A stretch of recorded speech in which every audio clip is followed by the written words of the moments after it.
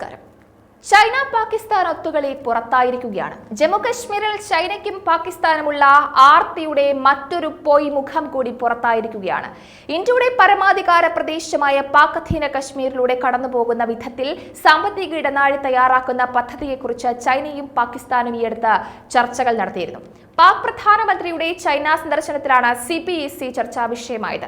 എന്നാൽ ചൈനയും പാകിസ്ഥാനും തമ്മിലുള്ള സംയുക്ത പ്രസ്താവനയ്ക്ക് ഇന്ത്യ ശക്തമായ മറുപടിയാണ് നൽകിയത്. കേന്ദ്രഭരണ പ്രദേശമായ ജമ്മു കശ്മീരിനെ കുറിച്ചുള്ള അനാവശ്യ പരാമർശങ്ങൾ വിദേശകാര്യ മന്ത്രാലയം ശക്തമായി നിരസിച്ചു എന്നത് എടുത്തു പറയണം.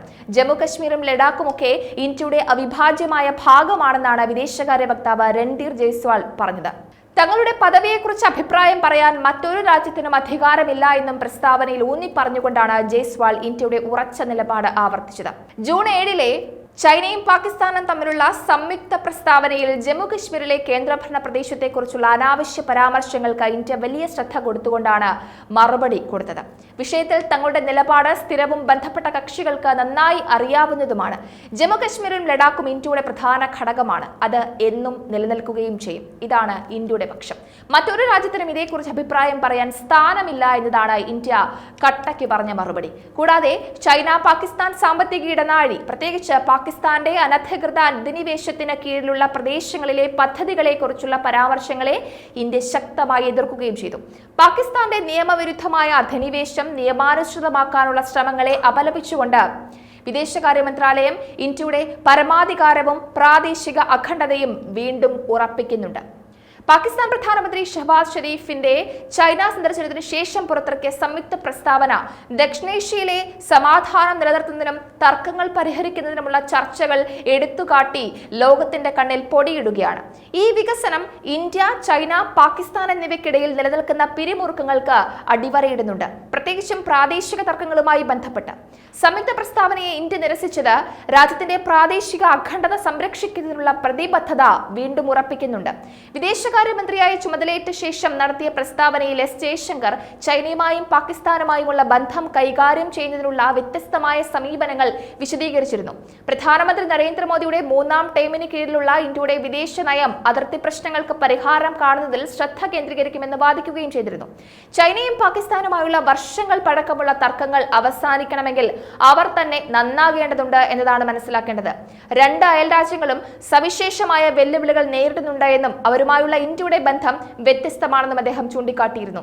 ചൈന പാകിസ്ഥാൻ സാമ്പത്തിക ഇടനാഴിയെക്കുറിച്ചും അതിർത്തി പട്ടണങ്ങളിൽ ചൈനയും പാകിസ്ഥാനും ഏറ്റെടുത്ത പദ്ധതികളെക്കുറിച്ചും ഇന്ത്യ ശക്തമായ നിരീക്ഷണമാണ് നടത്തുന്നത്.